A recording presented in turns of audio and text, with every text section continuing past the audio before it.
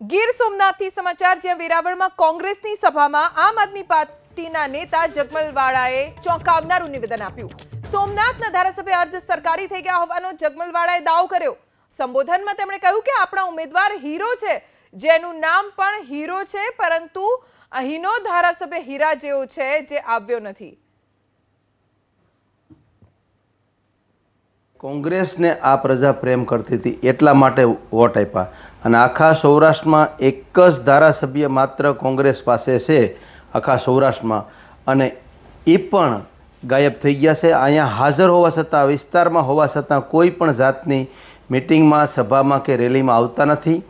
25 દિવસ પહેલાં કોંગ્રેસ પક્ષે એને કામ સોંપ્યું હતું। આપણા ઉમેદવાર ભાઈ શ્રી 18 વર્ષના ઉમેદવાર હીરાભાઈએ એમને કામ સોંપ્યું હતું અને એમની જ આ સીટની જવાબદારી હતી ને જે વિસ્તારના ધારાસભ્ય છે, પણ એને કોંગ્રેસ ઉપર ગદ્દારી કરી 15 થી 17 દિવસ બગાડ્યા અને હમણાં 3 દિવસ પહેલાં 17 દિવસ સુધી કામ ન કર્યું અને ઉમેદવાર ઉપર ખૂબ મોટી ગદ્દારી કરી। પણ ભગવાન સોમનાથ બાપાની આ સીટ છે, સોમનાથનું નામ છે, એટલે બધાને સદબુદ્ધિ આપે।